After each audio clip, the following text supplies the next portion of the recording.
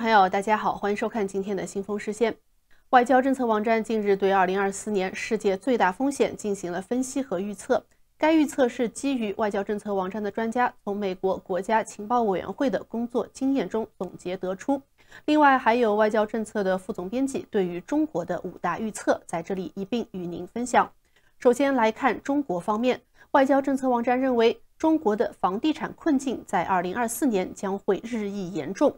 中国的房价近年来一直在边缘摇摇欲坠，而2024年可能是房价最终突破边缘的一年。现在中国房地产开发商的危机已经足够严重，甚至波及到了曾经被认为是相对安全的公司，比如说碧桂园。而与这些房地产开发商破产倒闭相比，中国政府真正担心的是中国的房价下跌。毕竟70%的中国家庭资产都投资于房地产。北京已经多次要求金融评论人士避免唱衰中国经济。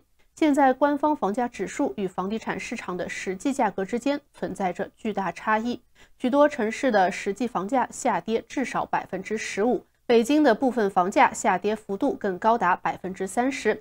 而目前没有证据显示这一下跌会得到缓解，而随着这些趋势的蔓延，即使是官方数据也可能不得不承认现实，这将导致更加广泛的信任危机。第二，中国政治领导层的变动。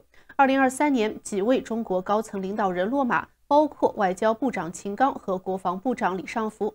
这2次罢免的具体情况仍然不透明。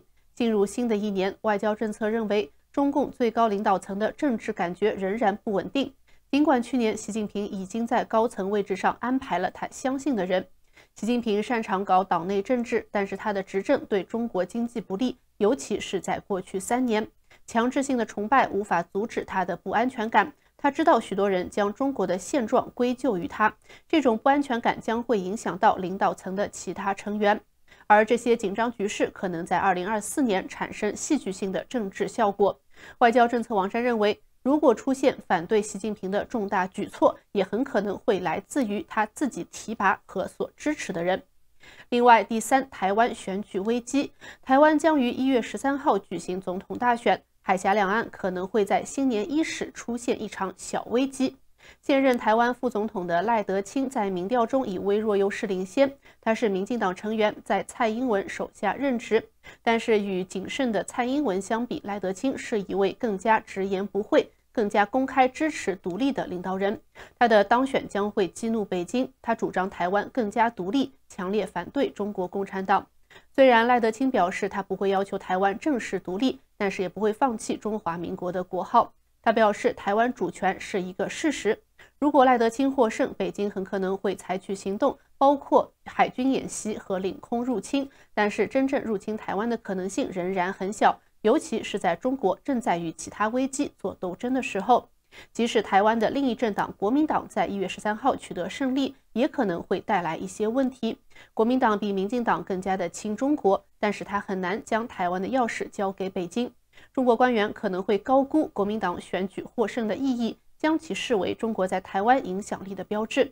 在最近的一项调查当中，17%的台湾选民表示中国是他们最关心的问题，但是有更多的人选择了经济才是他们关心的问题。第4点，中国年轻人前景黯淡。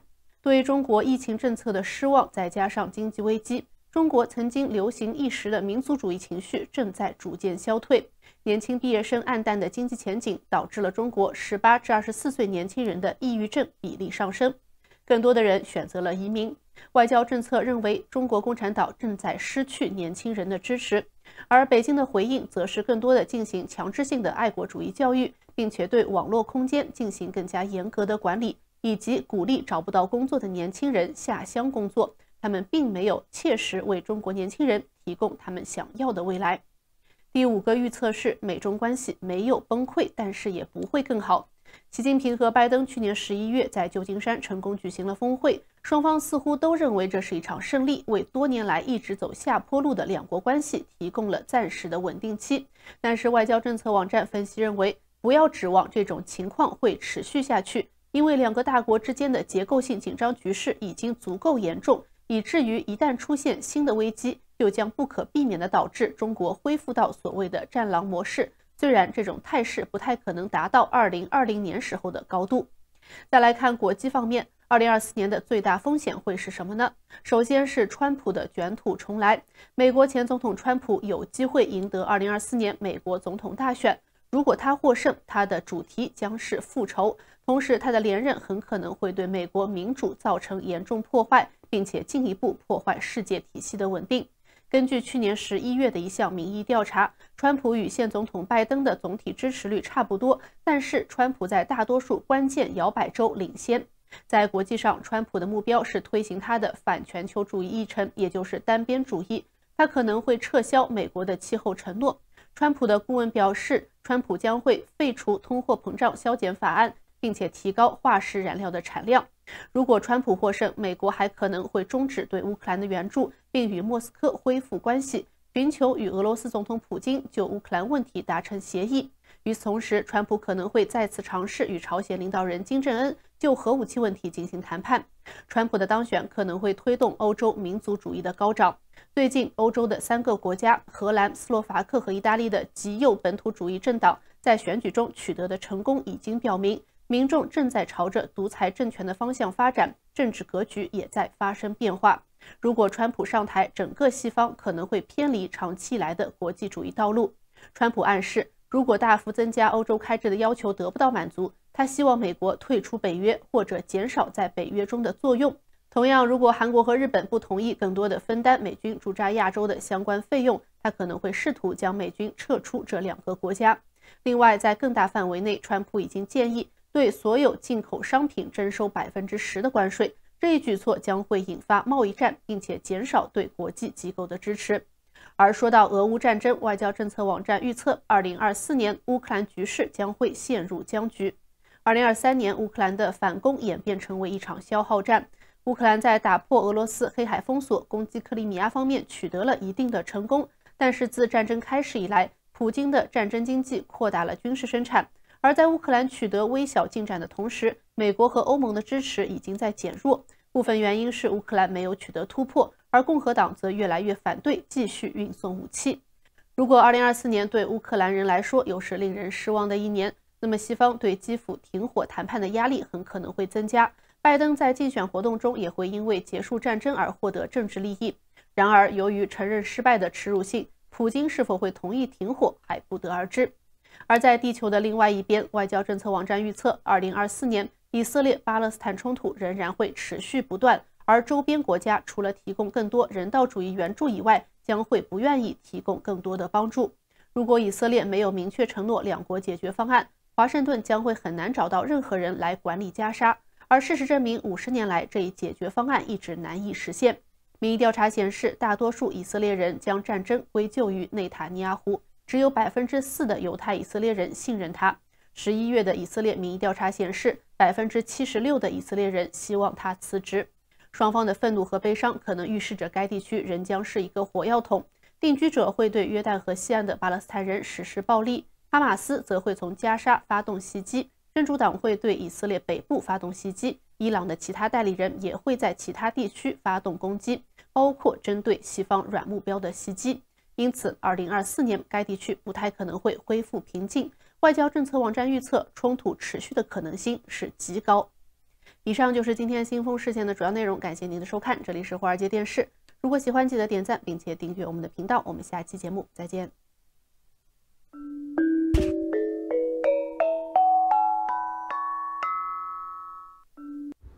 大家好，欢迎收看华尔街电视，为大家主持一档新的节目《亚洲大眼睛》。什么样的内容，您慢慢看就知道了。美国之音访问在香港经营港式小菜茶餐厅的赵先生表示，每逢长假期便有很多人选择外游。以往在周末和假期，早餐生意很好，但现在在假期的时候，几乎没什么人来吃早餐。光是以去年圣诞节及新年假期跟以往同期相比，客量和营业额都少了超过20%。那随着中国农历新年的临近，赵先生坦言，对春节期间的生意也不存厚望。他预计届时香港人更倾向选择外游避年，以及回内地家乡过年，所以他甚至可能会缩短新年期间的营业时间。香港在去年春天终于结束了3年新冠肺炎疫情，与其他国家及地区的交通联系逐步复常。虽然来自世界各地的旅客身影在香港和知名旅游区和闹市陆续重现，可是香港的经济状况，特别是餐饮业，仍然面临严峻处境。香港人在假期纷纷离境外游，是加剧问题的主要原因。光是刚过去的圣诞节假期，一路得逾100万人从香港离境，令全港餐厅叫苦连天。那赵先生从父亲一代开始就经营港式小菜茶餐厅，在中产住户区黄埔开店20多年，后来在邻近的工厂区土瓜湾开设分店，多年来一直生意不错。赵先生和他的家人都因此获得小康生活。可以纵然熬过3年新冠肺炎疫情，他们却至今仍然没能重回疫情前的情境。那在土瓜湾工厂区的分店，以往受惠于附近有不少上班族光顾午餐，以及附近开设专门接待内地旅行团的大型免税店，于是赵先生的店也有为这些旅行团承办团膳。可是疫情令访港内地游客性质出现重大转变，来自内地的购物团已经不复见，令赵先生在土瓜湾的分店生意难复旧关。那假期和晚上时分，情况更是和以往有天渊之别。赵先生说，以往很多人会来吃宵夜，可是现在整条街每晚9点之后就几乎没有人了，宵夜更是没多少人来吃。所以以前是在晚上11点才打烊，现在10点左右就提早回家。这种情况在周日晚上更是严重，因为这里是住宅区，他们在周日会选择到尖沙咀或旺角等邻近闹市区观光特色餐厅。那面对这种不景气的状况，赵先生的店现在只能透过减少员工来紧缩开支，甚至可能考虑关掉工厂区分店，集中资源面对险境。其实，自从香港政府于去年2月开始逐步恢复对外交通，香港人便开始做出报复性消费，不过不是在当地，而是多数选择到外地消费。香港入境事务处数据显示，去年3月起，每月出境港人人次均在500万以上。上月适逢疫情后的首个圣诞节及新年长假期，出境港人人次更是高出好几倍，当中有超过770万是经陆路及海路到澳门及深圳，是1984年有记录以来单月人次最高纪录。香港餐饮联业协会会长黄家和于圣诞节当天在电台节目访问表示，估计去年平安夜业界整体生意额只有约 3.8 亿元，比2022年同日的 4.3 亿元低，跌幅超过10%。而且香港政府在2022年平安夜时仍然实行安心出行政策，令没有接种3次新冠肺炎疫苗及呈阳性的人不能进入所有的餐厅用膳。黄家和提到，主要原因是不少港人北上或外游消费，令以往平安夜酒店餐厅在2-3周前定位已满，变成去年没定位也能进场用膳。面对大批香港人于假期外游，令市面变得冷清的问题，香港政府也不是无为而治。为了吸引更多游客到香港，以及刺激经济，于是在传统观光景点庙街的其中一段，仿照台湾及泰国夜市的形式开设了庙街夜市，并于3月15日开张，计划为期5个月。那庙街夜市开设半个月后，坊间反应相当良好，在平日晚上也涌现了一批又一批的访客，无论是来自欧美澳等地区，还是内地的游客以及本地人都有，部分摊店甚至出现数十人排队观光的场面。那来自加拿大的旅客 Peter 以往曾多次到访香港，最近也选择到香港近期为期20天的旅程。这次他在香港光顾不同的餐厅，除了香港特色的茶餐厅，还有连锁店。他表示，在疫情期间看到庙街一片死寂，所以当他这次回到庙街看到夜市生气勃勃，因此感到高兴，而且摊贩售卖的食物也很好吃。不过他坦言，香港的食物跟东南亚地区比起来，并没有明显的特色和优势。Peter 告诉美国之音，在此之前他去过马来西亚、泰国和印度，也尝试了那里的食物，也很好吃，跟香港的差不多。那在庙街夜市摆摊售卖上海生煎包和港式鱼肉烧麦的陈先生，本身是在庙街开店的商贩。他表示，所有庙街夜市摊贩跟他一样，原本都有在附近开店，是因为旅游发展局希望刺激当地人潮，所以邀请他们到夜市摆摊。他表示，开摊至今的生意还不错，连带自己在附近的生意也变好了。不过陈先生就坦言，长假期那几天的生意额确实差了很多。他告诉美国之音，假期那2天明显淡静了，游客人数没多变，但本地客明显少了，生意额和人数都少了一半。那不过另一方面，庙街夜市的兴旺似乎更倾向是让一部分人先富起来。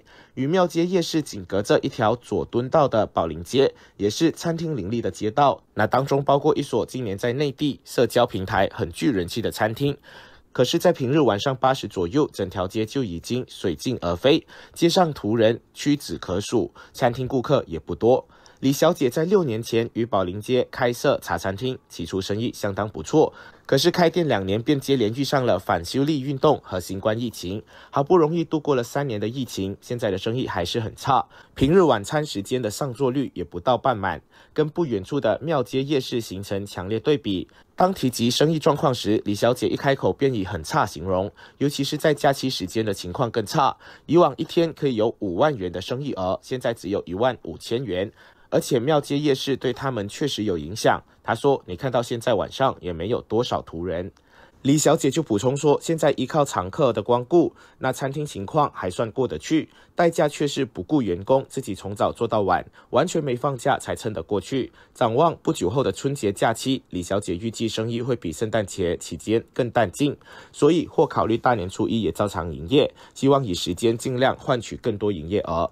另一方面，40多岁的戴先生自从成为上班族之后，便喜欢在假日到处旅游，尤其在香港不同地方的餐厅品尝美食，并将相片上传到社交平台。不过，自从疫情结束后，戴先生便几乎没有再上传香港餐厅的饮食相片，取而代之的则是在世界各地及内地旅游和品尝美食的相片。戴先生直言，相比之下，香港餐厅无论在食物质量和服务方面都逊色，这是他现在每逢假日都离开香港消费的主因。他举例说，在日本吃寿司花费不高，却已经可以吃到很可以的，但是在香港吃的话，却是价钱昂贵，质量却不及在日本的。总的来说，是付出的金钱与获得的数值不成正比，所以连带在平日也宁愿吃比较便宜的餐，甚至自写午餐。在香港出外高消费用餐的意欲不高。那观察人士就指出，由于中国经济愈振乏力，过去在节假日选择出境旅游的大陆人，现在往往为了节省开支而选择待在家里或就近旅游。这样一来，香港等待大量陆客的希望，即使不会完全落空，恐怕也将大不如前了。另一方面，香港财政司长陈茂波回顾去年香港经济时，坦言香港已经在复杂多变的环境中从疫情走出，但力度比预期弱。那综合香港电台和星岛日报的报道，陈茂波1月6日在电台节目《众言堂》中说，面对地缘政治、美国对中国打压，加上息口高等因素，香港去年经济增长 3.2%。他说，推动经济增长的是出口、投资和消费。在全球加息的背景下，欧美需求较弱，香港总出口量下跌 9.4%， 但投资及消费增长 8% 至 9%， 失业率回落至 2.9%， 通货膨胀率约 2%， 社会面较为稳定。陈茂波就说，香港去年楼价下跌 5.6%， 交易量较低。股市方面，香港去年股市交易量下跌 14%， 每日交投量大约1000亿元。为此，港府将成立小组研究如何增加股票流动性。他预计今年是选举年，高息可能持续一段时间，但预计中国大陆经过政策调整后，今年大陆经济稳步向好。那针对港府财政问题，陈茂波就说，香港的借贷只占生产总值为 4.5%， 香港一定不会学美国，即使香港连续5年发债650亿元推动基建发展，5年后相关比例也不会超过 10%。国际货币基金组织及其他评级机构，即使在中美角力环境下，仍给予香港非常正面的评估。那陈茂波就强调，港府会开源节流，在数年内恢复平衡预算案，同时保持财政储备在稳健水平。谢谢大家，这就是本期的亚洲大眼睛，希望听到您的意见，留言在节目下方。 By thanking the Council on Foreign Relations for the kind invitation and Dr. Michael Froman for your kind words. The CFR is renowned for its global reach and also a unique role in shaping American foreign policy. The Foreign Affairs magazine has been my must-read since I joined the Foreign Service at a very young age. The CFR has also contributed tremendously to the development of China-US relations over the years. And also I'd like to take this opportunity to express China's deepest appreciation for your sponsorship of the welcoming dinner for President Xi Jinping in San Francisco. So it is truly my honor and delight that Dr. Michael Froman, other CFI colleagues, and the great audience here, both in this room and online, for joining the conversation. So now I'd like to share with you what China is doing at home and abroad. I'll start with China's domestic policy. For now and a long time to come, the major and central task at home is to advance the modernization drive. The Central Economic Work Conference, concluded 4 weeks ago, reviewed China's economic work of 2023 and planned for 2024, further clarifying what kind of development China pursues and how to achieve it. China pursues high-quality development. Despite the achievements, China's development remains imbalanced and insufficient. The extensive growth model used to be followed that mainly pursued high speed resulted in many problems. We therefore had to adjust the growth model, putting more emphasis on quality rather than speed. High quality development must be driven by innovation and technological progress.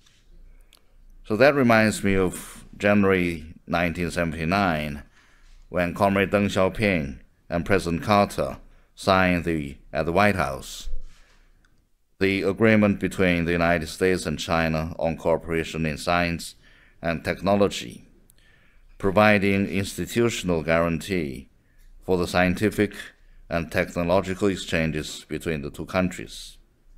And ever since then, achievements have been made in the joint research between the two countries on science and technology.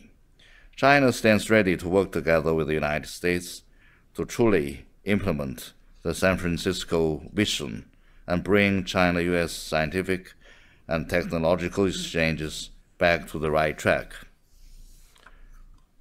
And very often I'm asked the question, will China ignore development as it talks more about security? Indeed, China has highlighted the importance of security just as other countries do. We believe high quality of development can only be achieved in a highly secure environment. But what we pursue is a balanced and positive interplay between security and development. And we'll never ignore development, and it holds the key to solving all the problems and challenges in China. China pursues high standard opening up. Last year marks the 45th anniversary of China's reform and opening up policy. This policy has transformed China tremendously. I was born in the 1960s, and I witnessed the sheer contrast of life before and after the policy was adopted. China will remain committed to the policy and keep its door open. Going forward, China will continue to expand institutional opening up with regard to rules, regulations, and management to create a market-oriented, law-based business environment that meets the international standard. In the process, we'll try to address the concerns of the American businesses such as market access to the service sector, cross-border flow of data, and equal participation in government procurement. In the same vein, we hope that the United States keeps its market open and provides the Chinese companies with equitable, just, and non-discriminatory business environment as well. So another question is, will China become more inward-looking as it talks more about self-reliance? China has accelerated efforts to foster a new development pattern that is focused on the domestic economy and features positive interplay between domestic and international economic flows. But let me be very clear. For domestic circulation to function well, it does need stronger international cooperation, more foreign trade, and better use of FDI. We benefited from these in the past, and China's first joint venture automobile company, Beijing Jeep, was in partnership with the United States, and the first wholly foreign-owned company, W.R. Grace & Co., was also from the United States. We understand that our success comes from not only our own hard work, but also the cooperation with the world, and we are determined to strengthen such cooperation. China pursues steady economic performance. In recent years, we have endeavored to keep our economy stable while taking incremental steps to sustain progress. We focus on creating a stable macro environment, securing people's livelihood, and avoiding big fluctuations in growth, employment, and inflation. In the same time, we have strived to make progress in high-quality development by transforming the growth model, optimizing the economic structure, and shifting the driving force, which in turn sustains the good momentum of steady growth for the long run. Another question would be, compared with the pre-COVID era, China's economy is slowing down. I think that we need to put this issue in perspective and bear in mind two factors. Number one, China's economic aggregate. For China, the growth rate of 7.7 in 2013 means a $660 billion increase of economic aggregate, while 5% of growth in 2023 means a $900 billion increase of economic aggregate. That is to say, 1 percentage point of growth now roughly equals 2.1 percentage points of growth 10 years ago. Number two, the quality of China's economy. Thanks to innovation, which has already become the primary driver of China's economic growth, the quality of our economy keeps improving. On top of that, the vast market demand, stable macro policies, and ample room for monetary and fiscal policies, China's economy has sound fundamentals and good potential. And China pursues green development. We have made unprecedented efforts to advance green, low-carbon, and circular development. At present, nearly half of the world's installed photovoltaic capacity is in China. Over 50% of all new energy vehicles in the world are now running in China, and 1/4 of the world's total increased afforestation is contributed by China. Some people argue that as the largest emitter of greenhouse gases, China should bear more responsibility in addressing climate change. Climate change is caused by both current and historical emissions. As developed countries contribute to over 70% of the global total accumulated emissions, they should shoulder greater responsibility. Yet, China is trying hard to make the sharpest reduction in carbon intensity in the world and achieve carbon peaking and carbon neutrality in the shortest time span in world history. Colleagues, China's strategic goal is grand and yet simple. That is to deliver a better life for more than 1.4 billion Chinese people. To achieve it, we are working hard to advance China's modernization, and President Xi Jinping recently stressed during the Central Conference on work relating to foreign policy that China's foreign policy in the new era should aim at creating a more favorable international environment for China's modernization drive and building a human community with a shared future. China remains firm in pursuing an independent foreign policy of peace and is committed to peaceful development. China is the only country to incorporate its commitment of peaceful development into China's constitution. And recently we have adopted the law on foreign relations, which explicitly stresses again China's commitment to peace and the path of peaceful development. Since the founding of the People's Republic of China, we have all along kept a good record on peace. We have never provoked a conflict or war, or occupied a single inch of foreign land. President Xi Jinping reiterated during his recent visit to the United States that China will not fight a Cold War or a hot war with anyone.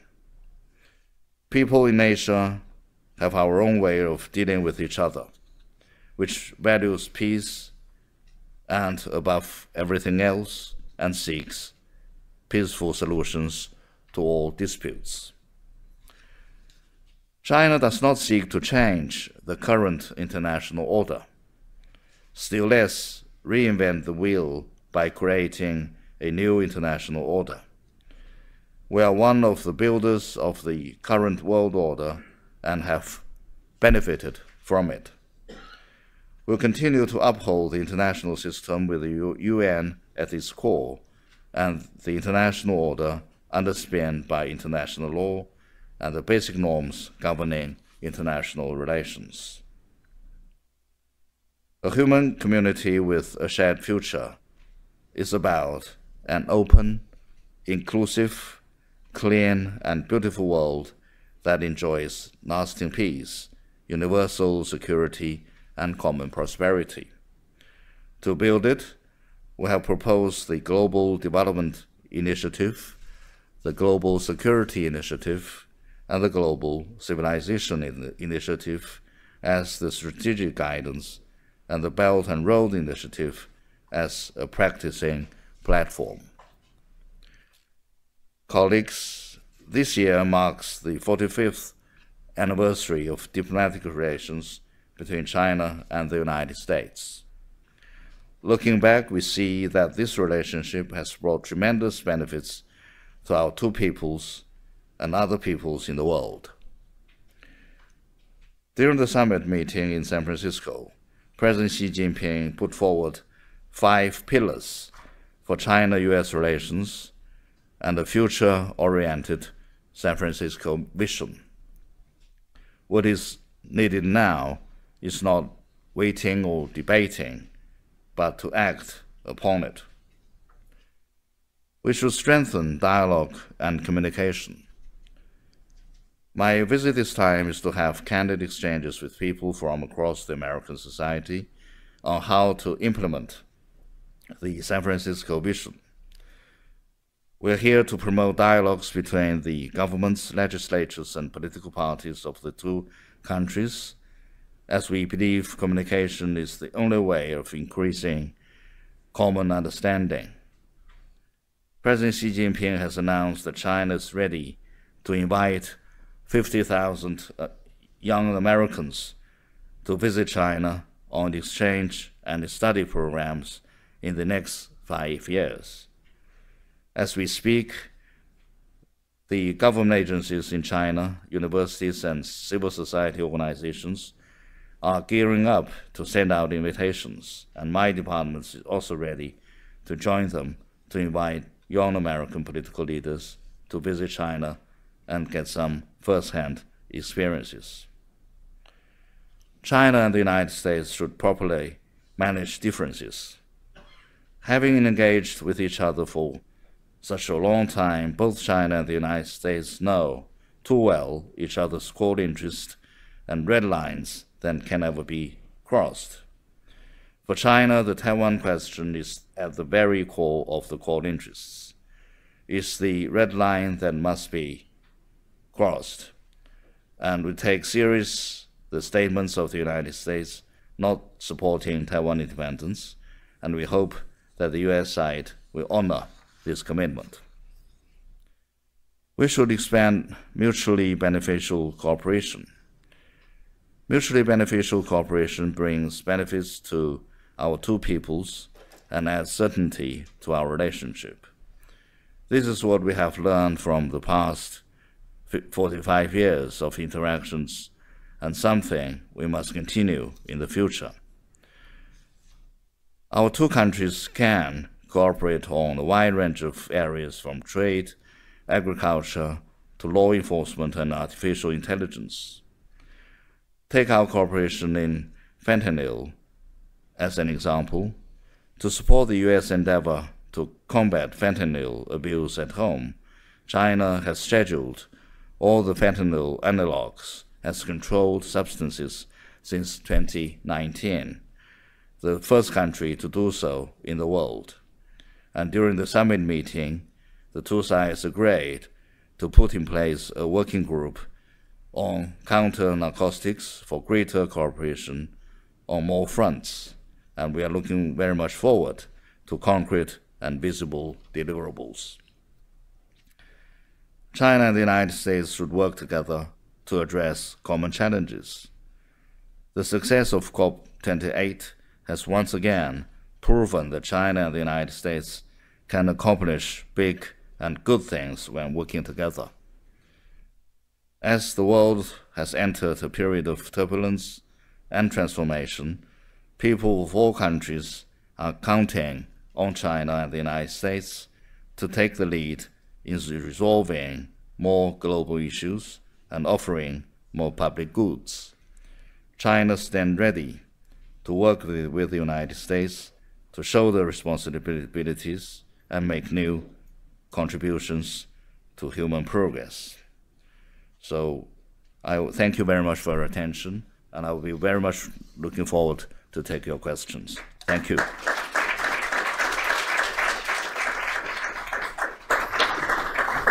Very good. Thank you.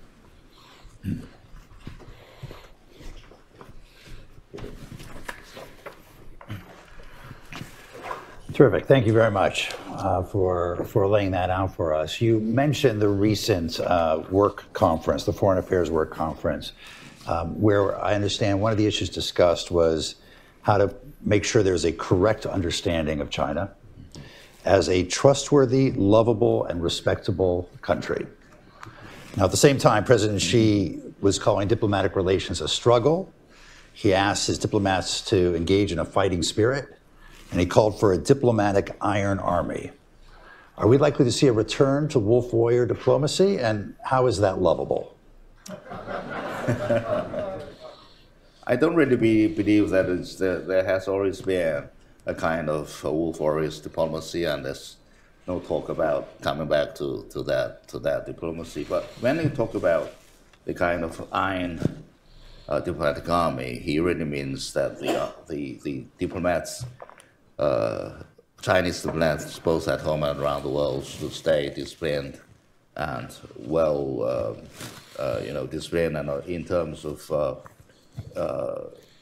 making sure that they have very strong moral integration and work hard. So it's not really something about a kind of wolf warrior, quote unquote. So I think that the fundamental goal of China's diplomats would be to contribute their efforts in making sure that China's relations with other countries be warm and cooperative, and then by that we mean that we try to create a favorable international environment for China's modernization drive.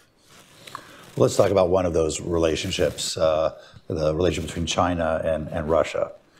When President Xi met President Putin, he allegedly said, right now there are changes, the like of which we haven't seen for 100 years, and we are the ones driving these changes together. Mm-hmm. What did he mean by that? What are those changes? And what does you mentioned in your remarks, you don't seek to create a new world order, but how do you see Russia and China working together to modify the existing world order?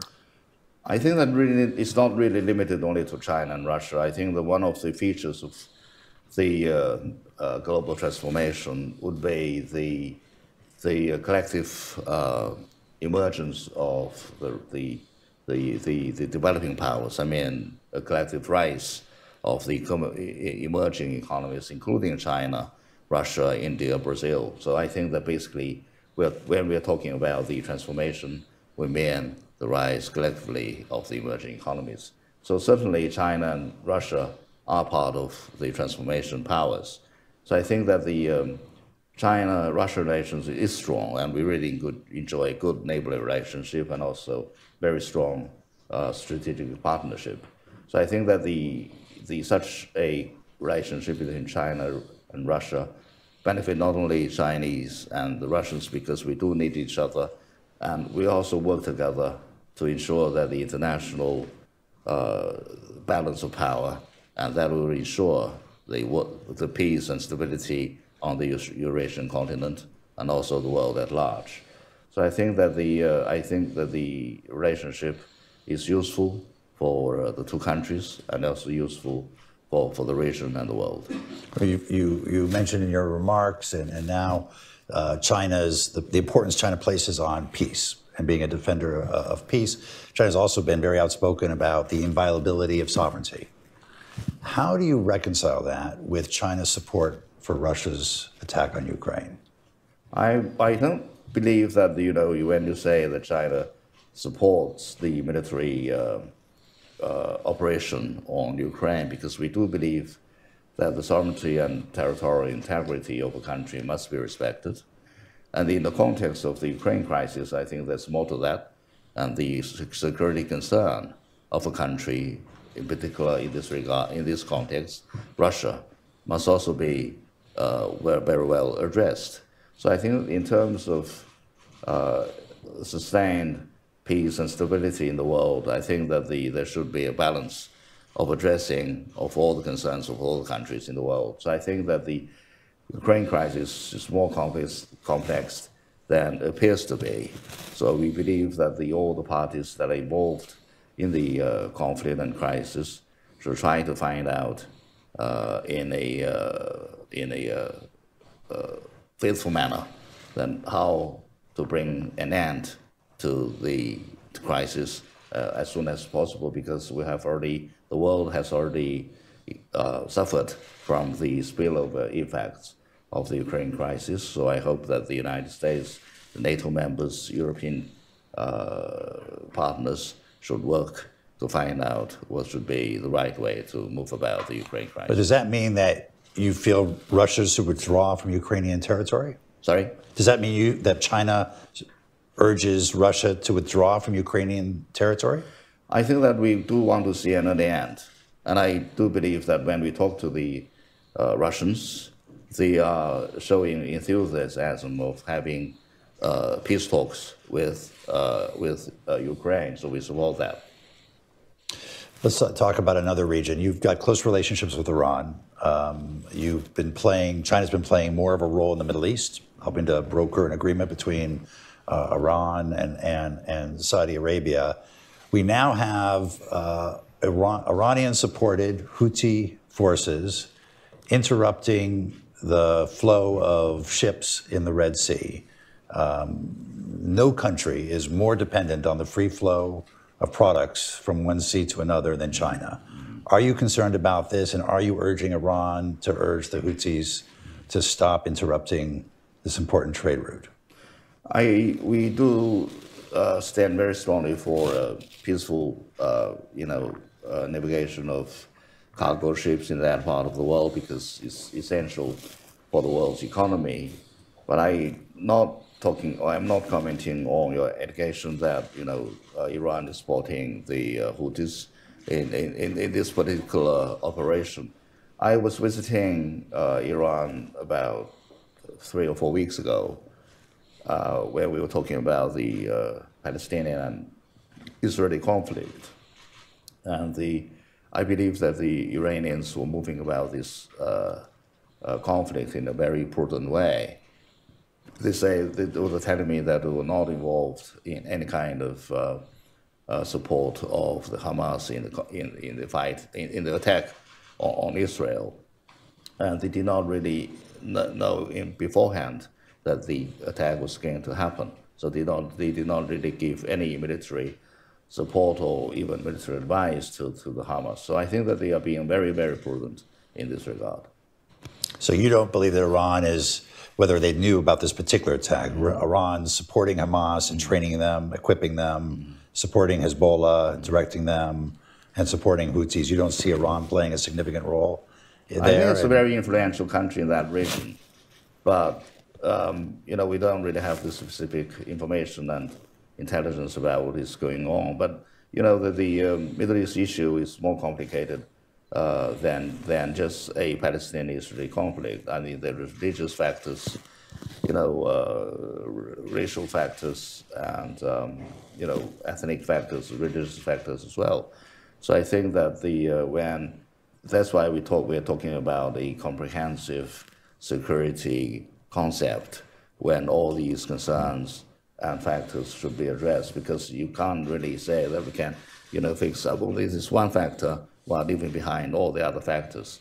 So I think that even with the conflict between the Israelis and Palestinians, I think that the world should take a more effective action in stopping the conflict there, and also that the human will not suffer more the loss of lives and also suffering.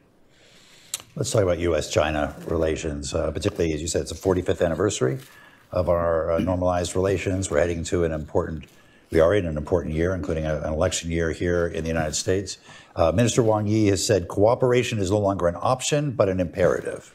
What specific areas of cooperation do you think the U.S. and China can work together on, and what would you expect to see as deliverables over the course of 2024? I don't really see any area that China cannot really cooperate with the United States, but if the two countries really have reasonable and correct perceptions of each other, good policies will be possible.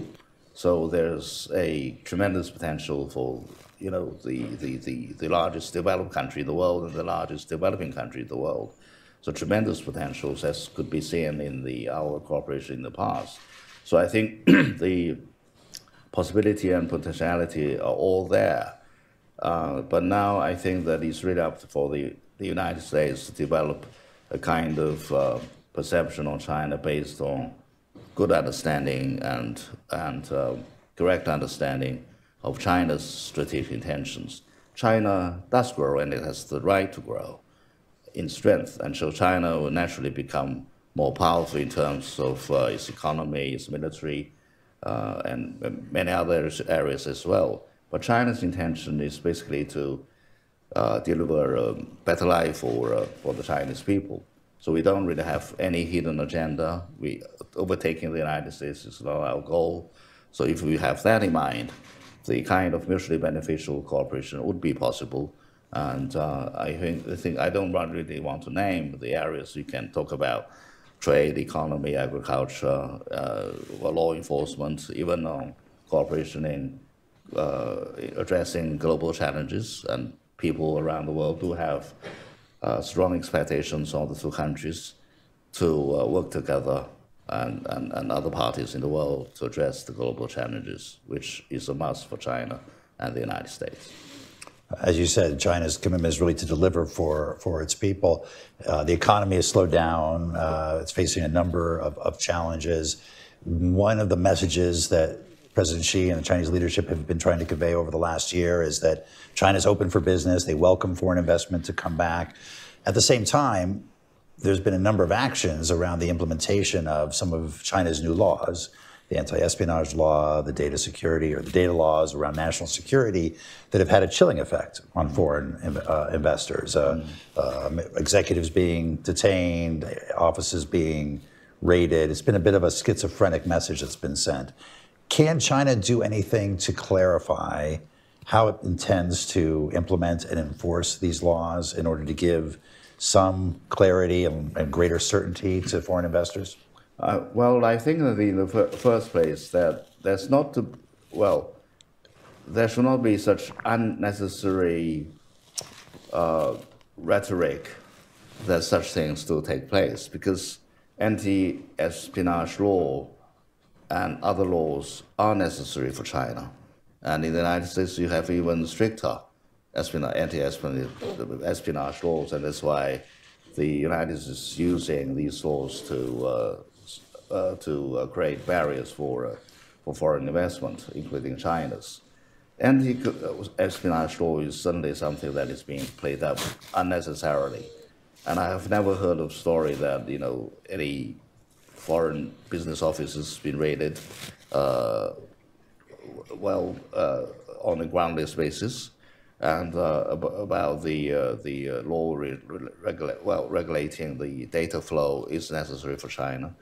But we are ready to do explanation and also to do a job that will convince foreign business people that China is the country that you can have good opportunities for development.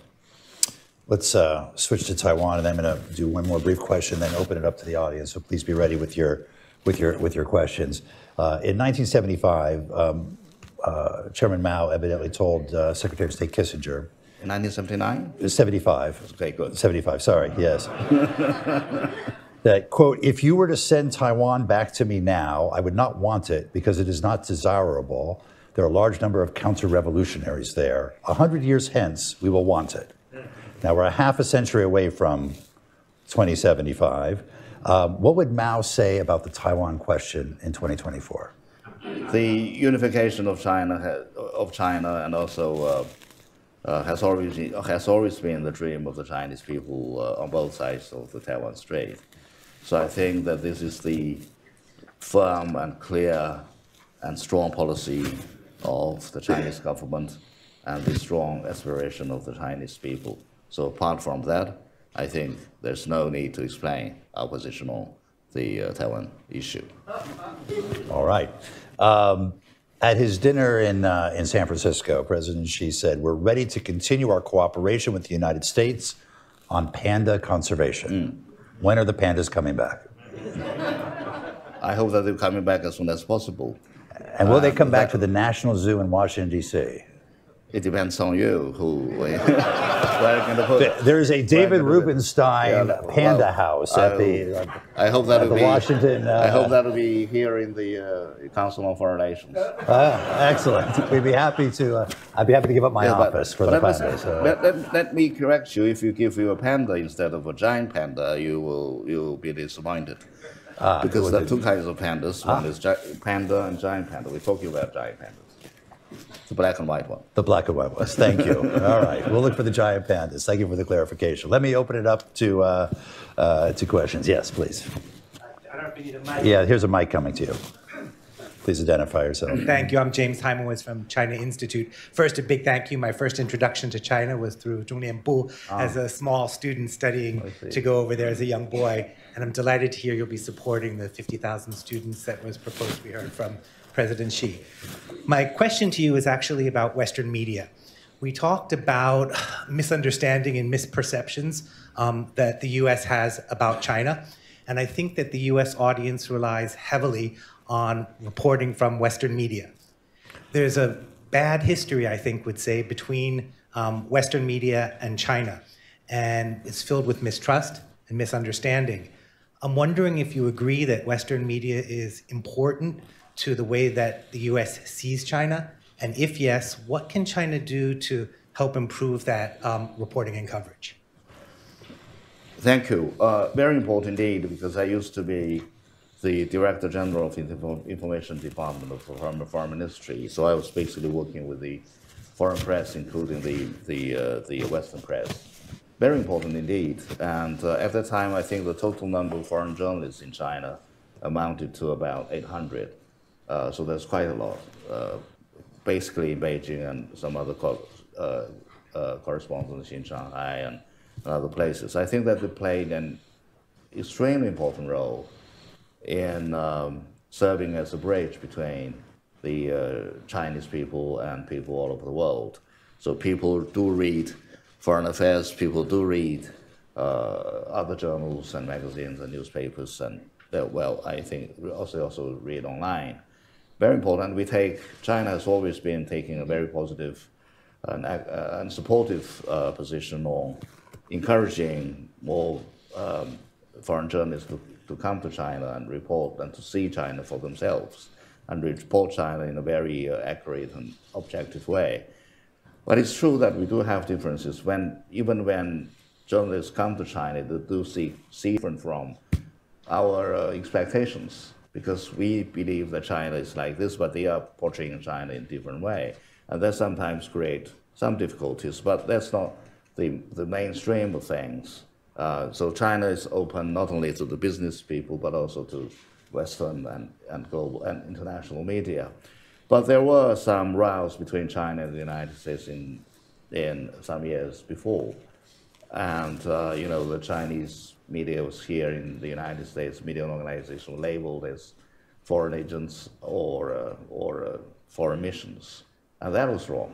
So there was a kind of row between them. There was a kind of difficult time between the Chinese government and the US government in working together on media. But I hope that could be mended. And also governing foreign journalists reporting in China, there's also laws and regulations. For example, personally, I was involved in shaping the law in 2008, right after the Olympic Games, and there was a lot of changes from the previous regulations, and which really paved the way for more accessible information in China. But I hope that in this regard, China and the Western media could really work in a more strong cooperative way to make sure that our peoples will understand each other better through the media.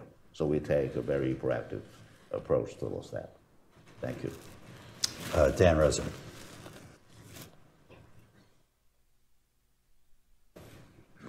Thank you very much. Dan Rosen, Rhodium Group. Coming back to your discussion of the performance of the Chinese economy, as you noted, China has now become a globally, systemically important economy. And if the estimate of China's growth is very high, that leads to big investments to feed China's needs in places like Africa. Is there concern and discussion in Beijing that an overestimate of China's macroeconomic growth could aggravate challenges in Belt and Road countries? We're talking about Zambia a lot today, for example. If you can speak to this a little bit, the spillover effects of the quality of Chinese statistics at home on other more fragile developing countries? Thank you. China actually has been working with the African countries for a long, long time, even during the difficult time of China's economy, like in the 1970s. China was really offering a very useful helping hand to the African people and countries in building, at that time, even you talk about Zambia, and certainly you know about the Tanzania-Zambia railway. So that was when China, even during the time when it was poor itself, we were trying to offer a helping hand. And then when after the China's policy of reform and opening up, we are even working more closely together with the African countries. So when you talk about China's economy now is doing well, and we are stronger than we used to be. We were much stronger than we were 10 years ago. So that 10 years ago was the time when China's Belt and Road Initiative was proposed. So we were now today, we are in a very stronger and better position to work with countries that are involved in the Belt and Road Initiative in building the connectivity, infrastructure, trade and things. So I think that we are not really exerting any burden on the countries that are involved in the Belt and Initiative, and actually China's assistance and China's cooperation with these countries are really warm welcome by these countries. So take, for example, the country where I used to work as ambassador, that in Indonesia, now we are seeing the launch of the Jakarta-Bandung bullet train. When I was there, it took me 5 hours at midnight to travel from Jakarta to Bandung. Now it took only 40 minutes. So the train was running at 350 kilometers an hour. Yes, a tremendous amount of money was spent on that bullet train and on the railway. But as the president put it, the Indonesian president put it, you should not only look at the cost of the railway, but we have to look at the benefits, financial benefits, economic benefits, social benefits. So when they have the train in place, it means more than just building the railway itself, because when the railway is not there, what people have in mind is that how much money that we're going to spend. But when they have the railway, they're thinking about how much money we're going to make with that railway. So that's the fundamental change of people's approach towards this kind of connectivity building and infrastructure building. So I think a lot of people are talking about the debt problem of the African countries, and China is not the major contributor to the debt problem in that continent. Thank you. Yes, right here in front.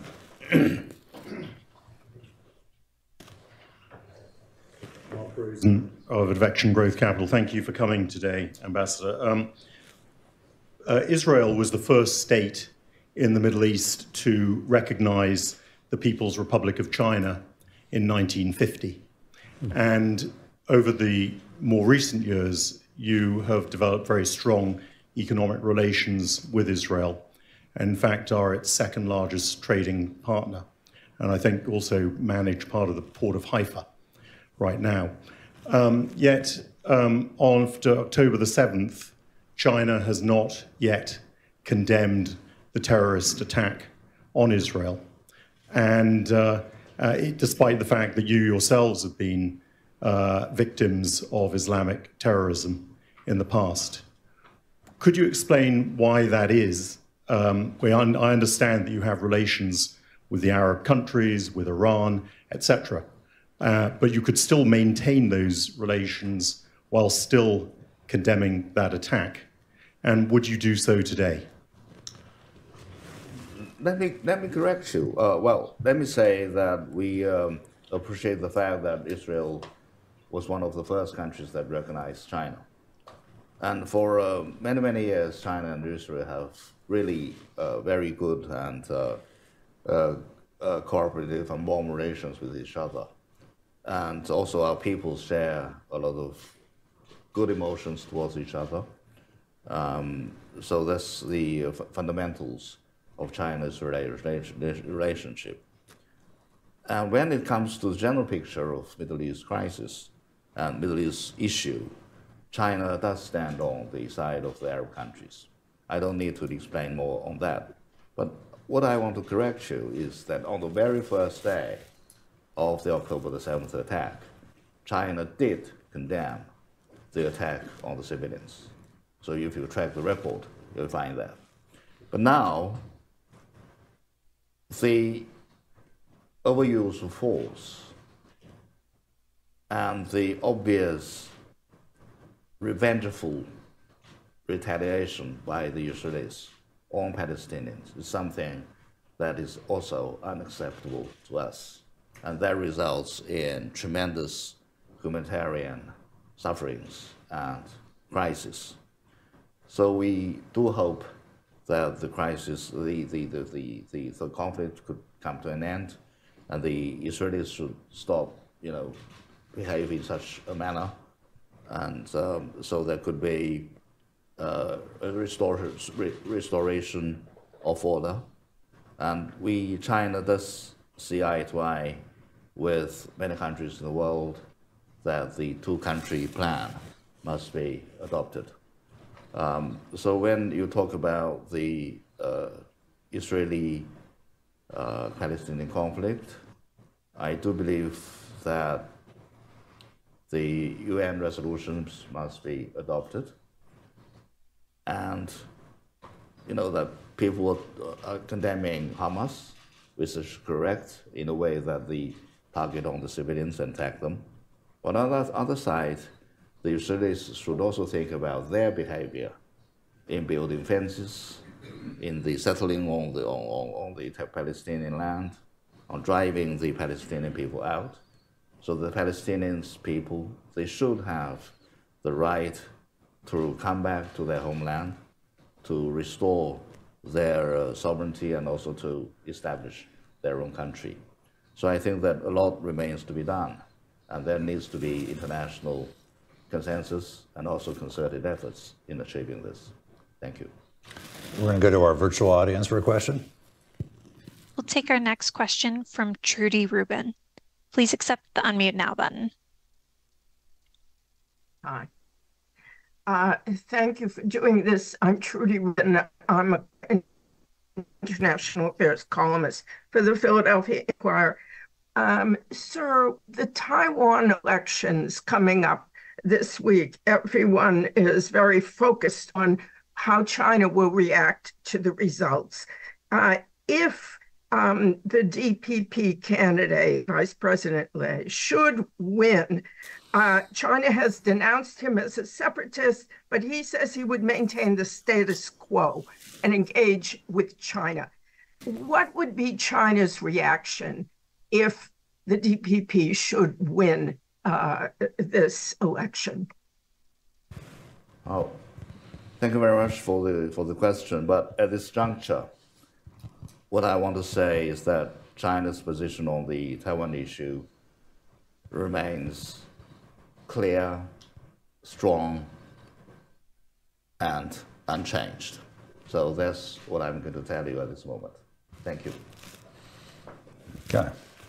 Yes, the woman on the aisle. Morning. I'm Katie Kingsbury from the New York Times. First, I wanted to affirm that on behalf of my industry colleagues, we would welcome the opportunity to report more from China in the future. But my question is actually about China's nuclear arsenal. Could you comment on what efforts China is undertaking to build its current arsenal and what potential for cooperation between China, the United States, and Russia there is in terms of new rules around use and testing of those weapons? Thank you. China does attach great importance to the nuclear security in the world, and China made it very clear that China will not, on the very first day that China developed the nuclear bomb, we say that China will not be the first one to use the nuclear bomb, and China will not use the nuclear bomb against any country, the non-nuclear country. and we have the common consensus on the nuclear war can never be won and must be never be fought, and we are concerned about such a big arsenal of nuclear weapons in the world. But when it comes to the negotiations and dialogues, I think that the United States and Russia, which possess the largest nuclear arsenal in the world, should take the lead in having negotiations between themselves. Thank you. Ian Johnson. Oh. Ian Johnson fellow at the Council on Foreign Relations. We knew each other when we knew each other from the 1990s, I think. I have a question about Hong Kong. This is something that a lot of foreign business people are interested in, especially since 2019 and the protests then and the adoption the next year of the national security law. Hong Kong's status as an international financial center has somewhat declined. You can see this in the number of people, Hong Kong business people and foreign businesses who have moved their operations, say, to Singapore, etc. And I wondered if it wouldn't make more sense now for China to show a little leniency toward people who are involved in the protests. I'm thinking especially of the entrepreneur Jimmy Lai, and also the announcement in December of that China put a bounty on 5 protesters who now live overseas. And simply from a pragmatic point of view, trying to restore confidence in Hong Kong as a financial center, wouldn't it make sense to sort of try to turn the page on that rather than keeping it in the international eye like that? Thank you. Thank you for the question. I think that a number of aspects about this question. Number one is that actually Hong Kong, despite the bad time of a period of anarchy and disorder and violence, Hong Kong remains a financial center, number one. Number two, when you're talking about pragmatic terms, Hong Kong should be a place that is also ruled by law and is governed by law. So if there's any company that is moving out to other places, it's not because of the return to order, to normal in Hong Kong. If you suppose the incident or the situation of 2019 continued, would the foreign companies be staying or leaving Hong Kong? So I think this is the logic is very simple. So we don't want to have the kind of situation where anarchy and disorder prevail in that part of the world, because it's disastrous for Hong Kong. So we managed to put order in Hong Kong, and I think that is welcome by the foreign business people as well, because their lives in Hong Kong is safe, their business in Hong Kong is safe, and Hong Kong will continue to be governed on the basis of the basic law, on the formula of one country, 2 systems. So that remain unchanged. But if anybody trying to sabotage the order and the situation in Hong Kong, they will not be tolerated, and that should be, dealt with in accordance with the law. Thank you. Yes, in the 2/3 of the way back, behind you, I'm afraid. Gentlemen, and they'll come back. Jeff Laurenti, Capital City Development Corporation. It is nice that in response to Trudy Rubin's question, you had indicated that the policy of Beijing toward Taiwan is unchanging and unchangeable. Although you have opened some civil relationships with the Kuomintang that the Communist Party had expelled from the mainland 75 years ago, but it does raise the question, if one is seeking to bring the 2 sides together, what space the Communist Party in China is prepared to give to the Kuomintang or any other Chinese national party to operate on the mainland side. And if you could give some sense of where your relations with the Kuomintang or other political parties in Taiwan might be. And forgive me for asking about one fascinating item of your biography, an impressive biography, both at Zhejiang and at the Central Commission level for discipline inspection. Discipline inspection, is that like what federal prosecutors do to our politicians in New Jersey? Or is that enforcing ideological uniformity in some way? Well, I prefer to take your second question.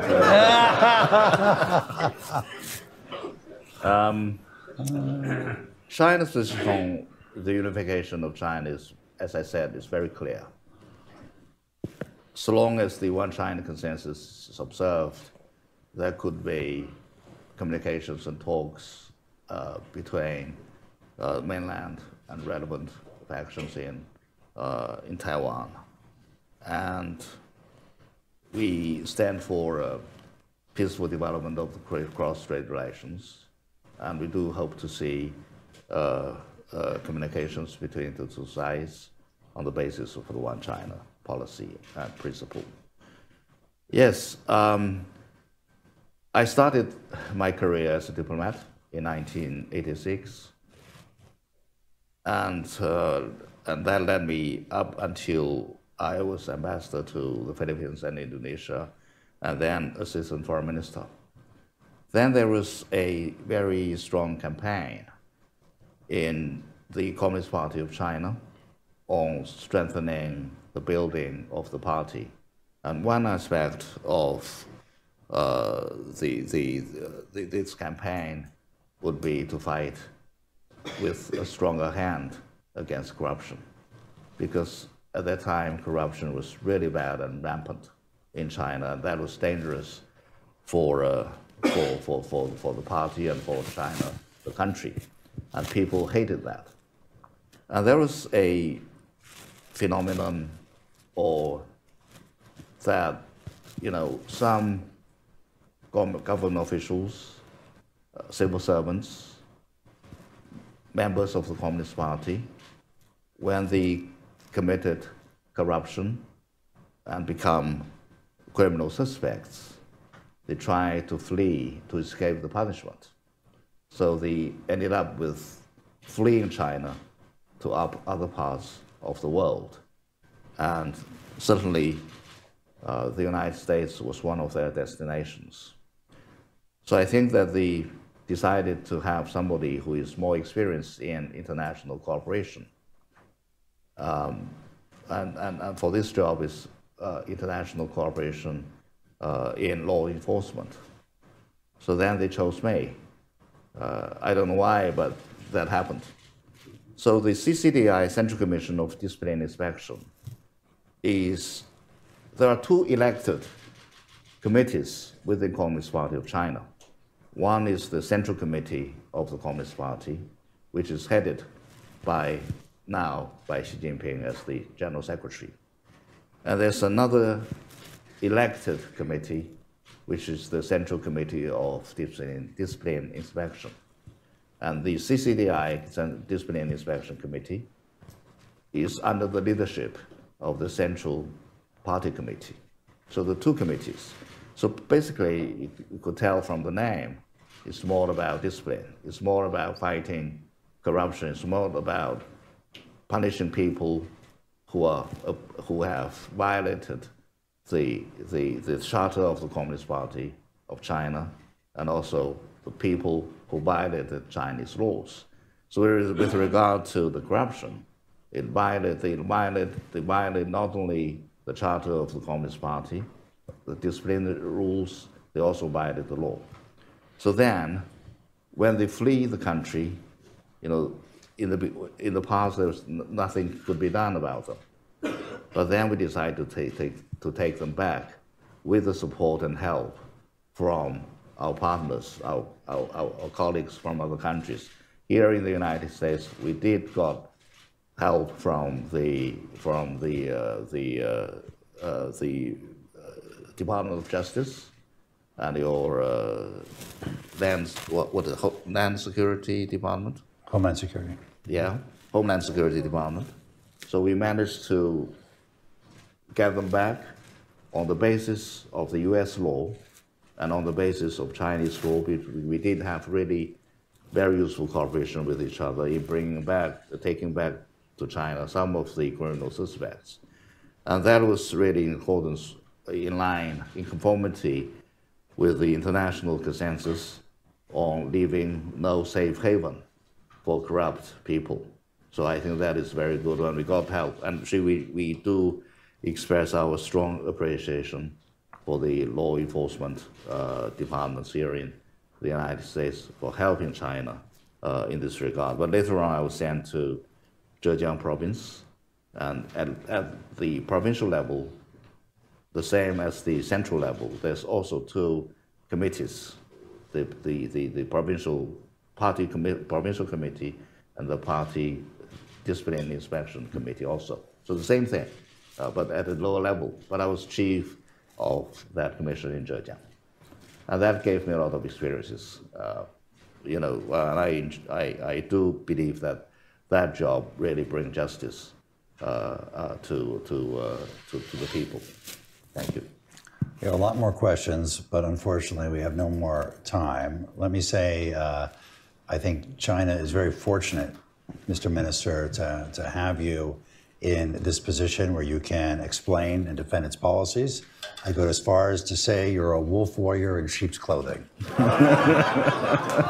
Please join me in thanking the Minister for spending his morning with us. 万事不求人，私人助理、私人顾问时代来临了。六度万事，万事相助，超强博士群不断奉献专项服务，信息、财经、健康、文娱、教育、旅游、消费、科技、美食，让您的生活品质全线升级。六度世界现在体验，请去3w.6度.world。限时免费期间，全体注册网友免费使用付费版的高级功能如下：支持论坛搜索，免费画图。第一步，点击右上角最左边的机器人符号开始对话，像图片中红框中的那样。第二步，如图选择六度万事，我们未来将推出更多的 AI 供大家选择。然后就可以与六博士悄悄畅谈了。还支持论坛内部信息搜索哦。您还可以让六博士做你的助手，帮你绘制漂亮图片。最后可以点击添加好友进来，一起与六博士工作。一起